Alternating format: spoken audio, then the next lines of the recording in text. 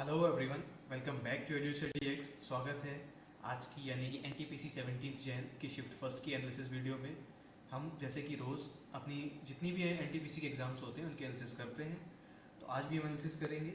बढ़ते हैं, पहले हम देख लेते हैं कि पेपर का लेवल कैसा था। तो लेवल की अगर आप बात करें तो 18% अब था हमारा मैथ्स का लेवल, जो कि नॉर्मल है, इतना ही रह रहा है एग्ज़ाम में। फेज़ 4 में इतना ही है, फेज़ 3 में भी इतनी था। रीजनिंग का भी 17% है, कुछ खास नहीं।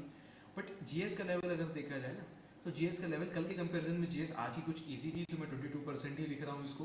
अगर आप कल की देखते हैं तो कल की जो जीएस थी उसमें हमारी 25% से लेके 26% तक भी लेवल ऊपर गया था। इसीलिए जो आज की शिफ्ट है ना, उनका अटैम्प्ट रेट भी बढ़ गया है। दैट इज 68 to 74 हो गया है अटैम्प्ट रेट वापस से हमारा। तो हम वापस से अपनी आ जाएंगे, जो हम अपना टारगेट है, जो अपने टारगेट में हम वापस आ जाएंगे, यानी कि हमारा टारगेट हो जाएगा फिर से 80 80 या 80 प्लस। 80 के अराउंड आप आइए with 90% of accuracy, that will be enough. आप अपना सिलेक्शन इजीली इंश्योर कर पाएंगे, सुनिश्चित कर ले जाएंगे अपना सिलेक्शन। इतने अटैम्प्ट पे आप इजीली सिलेक्ट हो जाएंगे। चलिए हम अब देखते हैं क्वेश्चंस कि आज की शिफ्ट में कैसे क्या क्वेश्चंस रहे।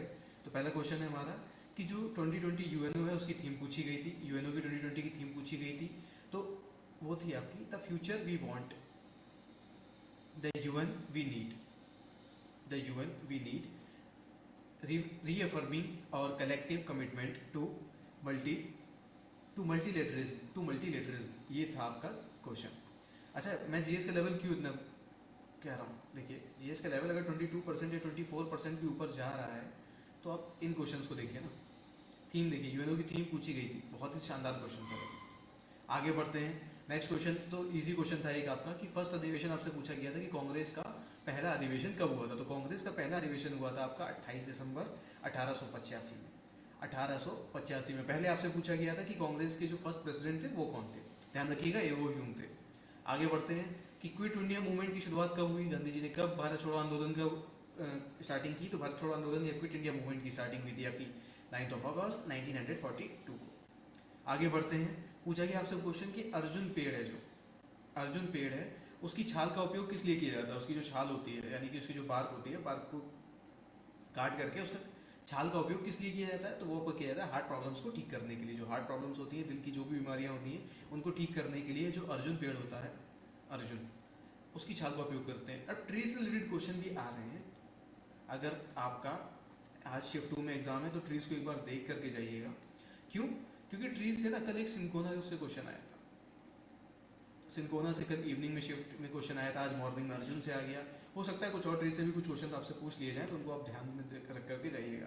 नेक्स्ट क्वेश्चन आपसे करंट का क्वेश्चन कि 193rd कंट्री जो है यूएन की, वो कौन है। तो 193rd कंट्री यूएन की है साउथ सूडान। South Sudan. मैं आपसे अपनी हर एनालिसिस में वीडियो में कहता आ रहा हूँ, इसीलिए दायित्व बनता है अभी भी कहूँ कि जितनी भी इंटरनेशनल ऑर्गेनाइजेशंस हैं और जितनी भी इंडियन ऑर्गेनाइजेशंस हैं, जितनी भी, उन सभी के बारे में आप डीपली पढ़ करके जाएंगे। अगर आपको एग्जाम में 80 प्लस का टारगेट अचीव करना है तो। क्यों? क्योंकि जो कहीं ना कहीं इंटरनेशनल ऑर्गेनाइजेशंस और इंडियन ऑर्गेनाइजेशन से काफ़ी क्वेश्चंस पूछे जा रहे हैं। यूएनओ से तो भर भर के क्वेश्चंस आए हैं। यूएनओ की अगर हम बात करें, यूएनओ के आपके सारे हेडक्वार्टर्स पूछ लिए गए, इस्टेब्लिशमेंट ईयर पूछ लिया गया। इंडियन ऑर्गेनाइजेशंस ने जैसे कि नेबार्ड से क्वेश्चन आए काफ़ी, नेबार्ड है, और भी बहुत सारी ऑर्गेनाइजेशन है जिनका आपसे फुल फॉर्म पूछा गया, आपसे इस्टेब्लिशमेंट ईयर पूछा गया उनका, और तो और आपसे उनके गवर्नर जनरल, सेक्रेटरी जनरल भी पूछे गए हैं। तो आप इन चीज़ों को ध्यान में रख करके जाइएगा। जितनी भी इंटरनेशनल ऑर्गेनाइजेशंस है, इंडियन ऑर्गेनाइजेशंस है, इनको पढ़ करके जाइए। अभी भी क्वेश्चन इनसे आ रहे हैं और मुझे लगता है फेस वन तक आते ही रहेंगे। नेक्स्ट क्वेश्चन कि जो आर्टिकल 243 है, आर्टिकल 243 है वो किसी से रिलेटेड है। आर्टिकल 243 आपका रिलेटेड है पंचायत और ग्राम सभा से। पंचायत और ग्राम सभा से आपका आर्टिकल 243 रिलेटेड। हम इतना स्पीड में इस वजह से चल रहे हैं, क्यों? क्योंकि आपके एग्जाम्स चल रहे हैं, आपको एग्जाम से फोकस करना है, और आगे हमारे पास कुछ मैथ्स के क्वेश्चंस हैं जिनको हमें डिस्कस करना है, ताकि वीडियो की लेंथ ज़्यादा लंबी ना हो जाए। नेक्स्ट क्वेश्चन आपसे पूछा गया कि जो लिंगराज टेम्पल है, लिंगराज टेम्पल का निर्माण, सॉरी ये कुछ फॉर्मेट में गलती हो गई, लिंगराज टेम्पल का निर्माण किसने कराया था। तो वो कराया गया था आपका सोमवंशी राजवंश में। कम कराया गया था सोमवंशी राजवंश के, यानी सोमावसी लगता है कुछ गलत टाइप हो गया, सोमावसमी जो डायनेस्टी है उसके राजाओं के द्वारा किया गया था। उसके राजाओं के द्वारा किया गया था। टेम्पल चोला के एम्पायर के भी पूछे गए थे कि चोला एम्पायर में कौन कौन से आपके टेम्पल बने हैं। ये क्वेश्चन आपसे कल पूछा गया था, ये क्वेश्चन आज पूछा गया। तो आपको रिलेट करना है, आपको देखना है कि कौन सा टॉपिक है जो ज़्यादा अभी हीट में चल रहा है, कौन सा टॉपिक की हीट है। जैसे कि ये टेम्पल्स, टेम्पल्स कौन सी डायनेस्टी में कौन सा टेम्पल बना, ये टॉपिक हीटेड टॉपिक है, तो इस पर क्वेश्चन आ रहे हैं। जैसे कि मैंने आपको बताया इंडियन ऑर्गेनाइजेशन और इंटरनेशनल ऑर्गेनाइजेशन, उसकी तो कोई बात ही नहीं है, उसके तो इतने क्वेश्चन आए इसकी कोई पूछो ही मत आप। नेक्स्ट क्वेश्चन आपसे पूछा गया disease caused by consumption of polished rice, यानी कि जो पॉलिश चावल है उसके प्रयोग से, यानी कि उसको खाने से होने वाला रोग, उसको खाने से होने वाला रोग, तो वो कौन सा है आपका, वो रोग है आपका बेरी बेरी। साइंस का क्वेश्चन बेरी बेरी यानी कि एडल्ट्रेशन, मिलावट, मिलावट से संबंधित क्वेश्चन। इसको आप एक चीज़ और समझ सकते हैं कि विटामिन ए, विटामिन ए की कमी से क्या होता है, विटामिन ए की कमी से सर बेरी बेरी होता है, जो कि लिखा हुआ है, आपको पता होना चाहिए इन केस आपसे नेक्स्ट शिफ्ट में पूछ दिया जाए। नेक्स्ट आपसे पूछा गया which period is referred to as golden period of India, यानी कि भारत का स्वर्ण युग किस काल को कहा जाता है। भारत का स्वर्ण युग किस काल को कहा जाता है, तो भारत का स्वर्ण युग कहा जाता है गुप्ता काल को, यानी कि देखिए आ गया गुप्त वंश, गुप्ता एम्पायर को कहा जाता है स्वर्ण युग। इजी क्वेश्चन थे ये तो। अब आते हैं हम अपने मैथ के क्वेश्चन पे कि 3 cubes of sides 2 centimeter, 3 centimeter and 4 centimeter are melted to form a new cube, find the volume of new cube. Hindi में पढ़ देता हूँ कि 3 घन दिए थे आपको, 3 घन उनको पिघला करके एक नया घन बनाया गया था, घन बनाया गया था। तो घनों की भुजाएं कुछ मिस टाइप हो गया है, इग्नोर कीजिएगा उसको। जो घनों की भुजाएं हैं वो हैं 2 सेंटीमीटर, 3 सेंटीमीटर और 4 सेंटीमीटर। तो आपसे क्या पूछा गया था, नए घन का आयतन पूछा गया था। अब अगर किसी भी आपकी जो 3D फिगर है, या किसी भी चीज़ को पिघला करके या किसी की चीज़ को उठा के कहीं रख दिया जाए, पिघलाने वाले केस में क्या होता है ना कि आपका वॉल्यूम हो जाता है बराबर, V1 इक्वल टू V2 हो जाता है। यानी कि सपोज दैट ये 3 छोटे छोटे क्यूब्स हैं, छोटे छोटे क्यूब्स हैं आपके, ऐसे कुछ हैं 3 क्यूब्स, इस तरह के 3 हैं, इनकी साइड अलग अलग है, 3 है, आप बनाने नहीं जाऊँगा। इनको पिघला करके एक बड़ा क्यूब बनाया गया। क्या बनाया गया, एक बड़ा क्यूब बनाया गया, बड़ा क्यूब बनाया गया ऐसे, ये देखिए ये बड़ा क्यूब बन गया। अब आपसे पूछा जा रहा है कि इसका वॉल्यूम क्या होगा। अब वॉल्यूम वही होगा जो इन तीनों क्यूब का मिला के वॉल्यूम होगा। यानी कि आप क्या करोगे, अगर आपसे क्यूब का वॉल्यूम पूछा जाए या घन का आयतन पूछा जाए, तो क्यूब का वॉल्यूम क्या होगा, सभी को फॉर्मूला पता होगा, क्यूब का वॉल्यूम होता है ए क्यूब। क्यूब का वॉल्यूम हो गया ए क्यूब, ठीक। तो जो आपके 3 क्यूब है ना, साइड कितनी दे रखी है, 2, 3 और 4, आप क्या करोगे, इनको ऐड कर दोगे, इनका वॉल्यूम, यानी 2 cube plus 3 cube plus 4 cube, इनको आपने जोड़ दिया, तो ये आपका हो गया कितना, 4 सॉरी मैंने इसको स्क्वायर लिख दिया, माफ़ कीजिएगा। ये हो गया आपका 8, ये हो गया आपका 27 और ये हो गया आपका 64। कितना हो गया, 64। तो अब जब आप इन तीनों को ऐड करोगे ना तो आपका आ जाएगा 99। तो जो नया क्यूब है उसका वॉल्यूम आ जाएगा 99। 99 क्यूब यूनिट्स, जो भी यूनिट्स आपको दे रखी होंगे, सेंटीमीटर है तो सेंटीमीटर क्यूब हो जाएगा। ये आ जाएगा आपके नए क्यूब का वॉल्यूम। जो नया क्यूब है ना, ये उसका वॉल्यूम है। अब अगर आपसे पूछ लिया जाए कि नए क्यूब की साइड क्या होगी, तो आप इसका क्यूब रूट निकाल दोगे। अगर क्यूब रूट वाली कोई वैल्यू बन रही होगी तो क्यूब रूट निकाल दोगे, नहीं तो ये साइड हो जाएगी नए वाले क्यूब की। इजी क्वेश्चन है, आई होप सबको समझ आया होगा। और अगर आपको और भी ऐसी कॉन्सेप्ट्स देखने हैं तो आज शाम से हमारे सर, मैथ्स वाले सर आएंगे, जो कि आपको मैथ्स पढ़ाएंगे। एनटीपीसी की जो भी मैथ्स अभी आ रही है, आज दिन में जितने भी एनटीपीसी की शिफ्ट 1 शिफ्ट 2 के जितने भी क्वेश्चन आएंगे वो डिस्कस किए जाएंगे शाम को, with concepts, with extra concepts. मैं यहाँ पर थोड़ा ट्रिक से और स्पीड में करता हूँ इस वजह से, ताकि आपका टाइम सेव हो। सर आके आपको एक एक कॉन्सेप्ट समझाएंगे और एक एक क्वेश्चन को शॉर्ट ट्रिक प्लस बेसिक दोनों समझाया जाएगा। इसीलिए आप ज़रूर से उस सेशन में आए मैथ्स के लिए। अब हम आगे बढ़ते हैं। आपका क्वेश्चन है इक्विलेटरल ट्रायंगल से क्वेश्चन आया कि आपको साइड दी इक्विलेटरल ट्रायंगल की कितनी, 2 सेंटीमीटर, 2 सेंटीमीटर है। अब आपको उसका एरिया बताना है और हाइट बतानी है। हिंदी में देख लेते हैं कि एक समबाहु त्रिभुज है, समबाहु त्रिभुज जिसकी तीनों भुजाएं समान होती हैं, उसकी साइड कितनी है, भुजा कितनी है, 2 सेंटीमीटर। तो उसका आपको क्या बताना है, क्षेत्रफल और उसकी ऊंचाई बतानी है। और उसकी क्या बतानी है, उसकी बतानी है ऊंचाई। चलिए हम ट्रायंगल बना लेते हैं आपके लिए अच्छा सा एक, कुछ अच्छे के चक्कर में बहुत ही घटिया ट्रायंगल बन गया। हाँ, इससे बनाते हैं हम ट्रायंगल आपके लिए। ये रहा, ये है हमारा, सपोज दैट ये रहा हमारा इक्विलेटरल ट्रायंगल जिसकी हम बात कर रहे हैं, यानी कि समबाहु त्रिभुज है ये है हमारा समबाहु त्रिभुज। ओके, अब इसमें क्या करना है आपसे, क्या पहले इसकी भुजा कितनी दी गई है, 2, 2 और 2। अब आपसे पहले तो एरिया पूछा गया है, यानी कि क्षेत्रफल। तो एरिया का फॉर्मूला जो होता है इस समबाहु त्रिभुज का, सबको पता होगा, सॉरी, सबको पता होगा, एरिया होगा √3/4, साइड स्क्वायर नहीं पता तो इसको ध्यान में रखिएगा, इसको नोट कर लीजिए कहीं पे, यानी कि √3/4 इंटू 2 का स्क्वायर, 2 का स्क्वायर हो जाएगा 4, 4 और 4 कैंसिल, तो आपकी एरिया कितना आ जाएगा 8, ये आ गया भाई आपका √3 आ गया आपका एरिया। अब अच्छा आपसे क्या पूछा है, आपसे पूछिए हाइट, हाइट यानी कि ये परपेंडिकुलर, परपेंडिकुलर वैसे तो इसका फॉर्मूला होता है, अगर आपको फॉर्मूला नहीं पता तो मैं आपको बता दूं, ये परपेंडिकुलर बाइसेक्टर भी होता है, यानी कि ये इसको दो भागों में विभाजित करता है। तो यहाँ पे हो जाएगा 1, यहाँ पे हो जाएगा 2, ये साइड जब आप निकालने जाओगे तो आप पाइथागोरस निकाल दोगे, पाइथागोरस लगा दोगे, 4, 4 माइनस 1, 4 माइनस 1 का अंडर रूट, ये हो जाएगी आपकी साइड, यानी कि आपका आ गया, आपका कितना आ गया, यहाँ पे सॉल्व करते हैं, आपका आ गया √3 ये भी। अब एक चीज़ मैं आपको बताता हूँ, इसका होता है फॉर्मूला, फॉर्मूला नोट कर लीजिएगा आप सभी लोग, फॉर्मूला होता है √3/2 इंटू साइड, इंटू साइड, ये है आपका फॉर्मूला। अगर आपको नहीं पता तो इसको नोट कर लीजिएगा। हम आगे बढ़ जाएंगे अपने अगले क्वेश्चन की तरफ, होप सो आप सभी को क्वेश्चन क्लियर हो गया होगा। What is the full form of FQDN, यानी कि FQDN का फुल फॉर्म आपसे पूछा गया, fully qualified domain name, fully qualified domain name है आपका FQDN का फुल फॉर्म। और एक चीज़ मैं अपने हर सेशन में ये चीज़ आपसे हमेशा बोलता हूँ, अभी भी बोलता हूँ कि कंप्यूटर, कंप्यूटर से रिलेटेड जितने भी फुल फॉर्म्स हैं पढ़ करके ज़रूर से जाइए फुल फॉर्म्स। ये देखिए एक हिसाब से कंप्यूटर की है, क्यों, क्योंकि ये आपका इंटरनेट है, इंटरनेट से रिलेटेड है, डोमेन नेम आपका इंटरनेट का होता है, आप सभी को पता होगा, इंटरनेट से रिलेटेड है ये। फुल फॉर्म्स आपको पढ़ के जाने हैं किसके, कंप्यूटर के साथ, कंप्यूटर के पढ़ करके जाएंगे। अब अच्छा वो भी क्यों, क्योंकि कंप्यूटर के काफ़ी सारे फुल फॉर्म्स आपसे जितने भी हमारे पास्ट में एग्जाम्स हुए हैं NTPC के, उनमें पूछे गए हैं, अभी जितनी भी शिफ्ट्स हुई हैं। और जैसे कि आपसे पूछ लिया गया, PDF पूछा गया था, आपने हर सेशन में बताता ही हूँ मैं, और MS ऑफिस पूछा, MS ऑफिस से रिलेटेड क्वेश्चन आ चुके हैं, तो आप देख करके जाइए, क्या पता आपको 1-2 क्वेश्चन मिल जाए, आपका बेनिफिट हो जाए, बाद में आके हमें थैंक यू जरूर बोलिएगा अगर आपकी हेल्प हो।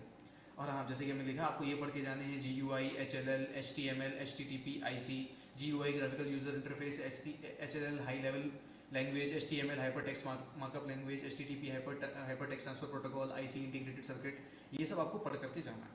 जल्दी जल्दी बता दिया मैंने, ये सब आपको पढ़ करके जाना है। और आप परेशान मत होइए, आपको PDF जो भी हम क्वेश्चन डिस्कस कर रहे हैं इसका PDF आपको टेलीग्राम चैनल पर मिल जाएगा, और टेलीग्राम की लिंक आपको मिलेगी डिस्क्रिप्शन में। कहाँ मिलेगी, डिस्क्रिप्शन में आपको मिल जाएगी टेलीग्राम की लिंक, वहाँ से जाके आप टेलीग्राम को ज्वाइन कर लीजिए भाई, वहाँ पर काफ़ी सारा कंटेंट आपके लिए अवेलेबल रहता है। और ये जितने भी हम एनालिसिस कराते हैं, मैथ्स के क्वेश्चंस, कंपाइलेशन, सब हम वहाँ पर अपलोड करते रहते हैं। हमने GS की भी कंपाइलेशन हाल ही में अपलोड की है, जो भी आपकी फेज़ 1 से फेज़ 3 आया है उसकी कंपाइलेशन में अपलोड की है। नेक्स्ट क्वेश्चन एक अच्छा क्वेश्चन था ये, कि आपको CI यानी कि कंपाउंड इंटरेस्ट बताना था।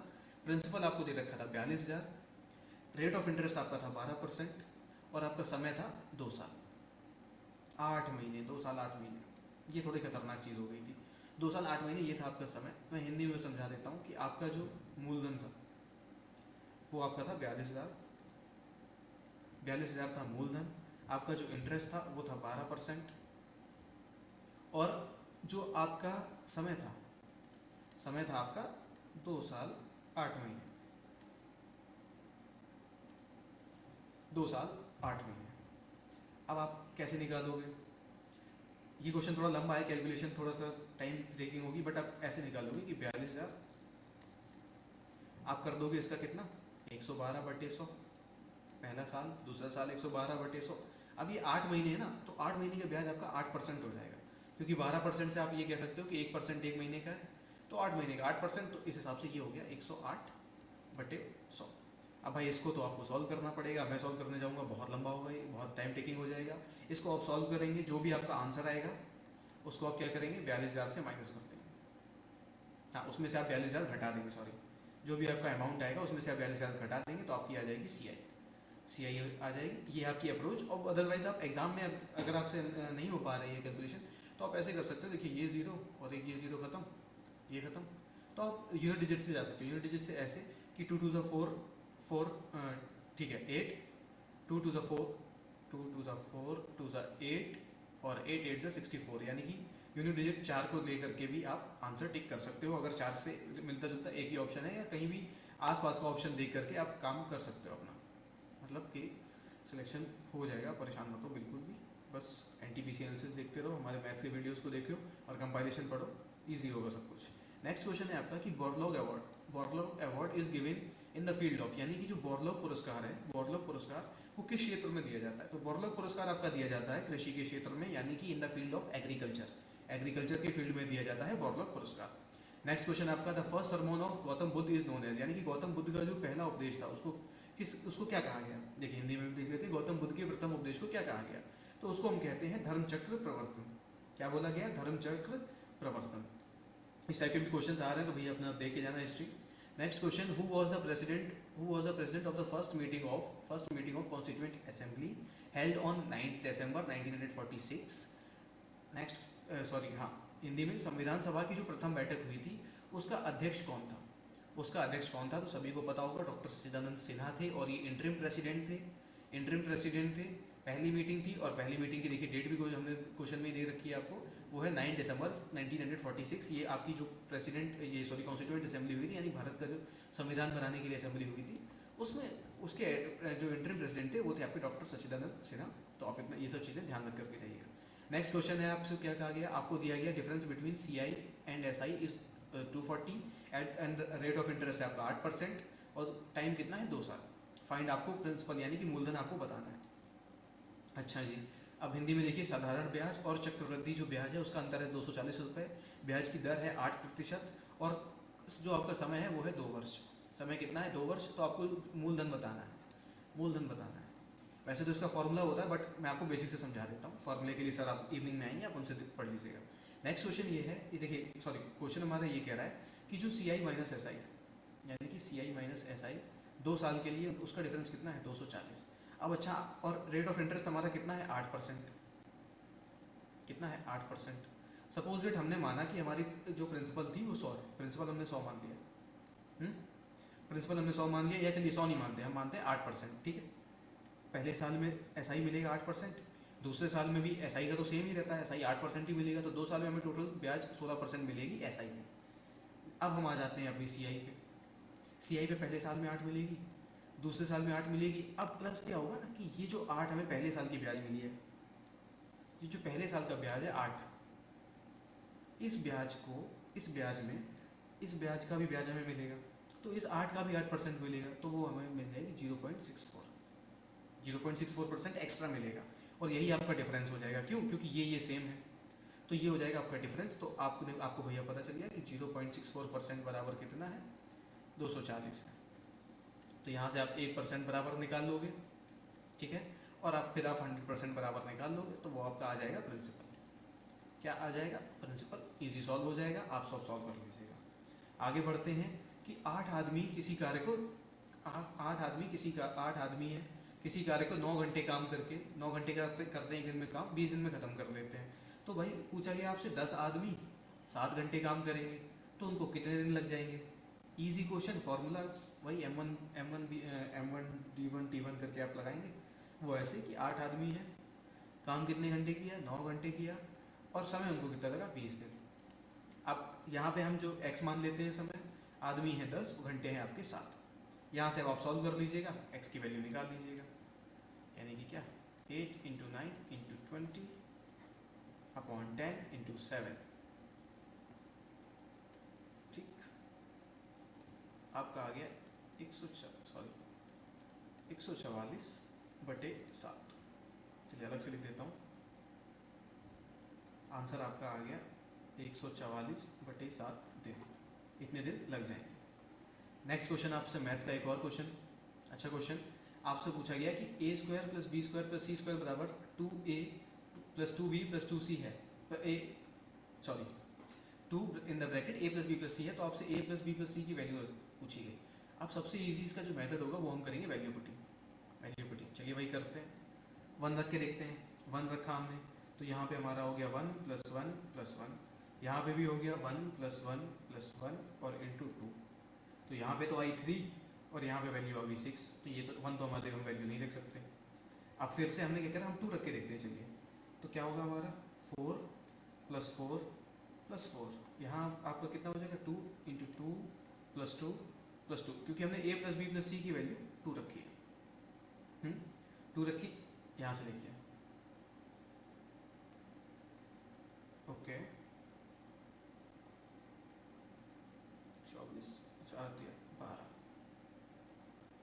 हम कहीं मिस्टेक कर रहे हैं इस क्वेश्चन में, फिर से देख लेते हैं।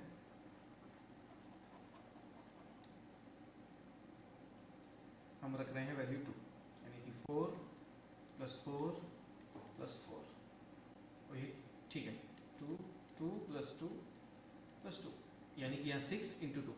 मैं कंफ्यूज हो गया था खुद ही। ये देखिए ये 12, ये 12, यानी कि आपकी value a + a b c की वैल्यू कितनी आ गई 2, यानी कि a = 2, b = 2, ये ऐसे कर लीजिए = c, ये आ गई आपकी वैल्यू। और हमारे क्वेश्चन भी यहाँ पर हो गए एंड। हम कहना चाहेंगे आपसे कि हमने आपके लिए NTPC, रुकिए अच्छे पेन से लिखते हैं, NTPC की फेज़ फर्स्ट से लेके थर्ड तक जितने भी क्वेश्चंस आए हैं, GS हो या मैथ्स हो, दोनों ही कंपाइलेशन अपने टेलीग्राम चैनल पर प्रोवाइड करा दी है, तो आप ज़रूर से उसको डाउनलोड करें। और हमने जो ये क्वेश्चंस डिस्कस किए हैं इसका भी PDF आपको टेलीग्राम पर मिलेगा, वहाँ पर जाके आप ये PDF को डाउनलोड कीजिए, प्रैक्टिस कीजिए, और शाम के सेशन में आप आइएगा जिसमें कि हम एनालिसिस शाम में कराएंगे, और एनालिसिस के बाद आपको मैथ्स का वीडियो मिल जाएगा जिसमें कि मैथ्स के क्वेश्चंस डिस्कस किए होंगे सर ने। मैथ्स के क्वेश्चंस जितने भी आए होंगे उसमें विद कॉन्सेप्ट भी मिल जाएगा आपको, कॉन्सेप्ट और ट्रिक्स दोनों ही चीज़ें मिल जाएंगी आपको, दोनों ही चीज़ें मिलेंगी आपको शाम के वीडियो में। तो शाम का वीडियो बहुत इंपॉर्टेंट है, उसको देख करके जाइएगा। अगर आपका NTPC का एग्जाम फेज़ 4 या फेज़ 5 में अभी कभी है। अभी के लिए हमारा आज का एनालिसिस होता है ख़त्म। मिलते हैं आपसे नेक्स्ट वीडियो में, तब तक के लिए बाय बाय, टेक केयर।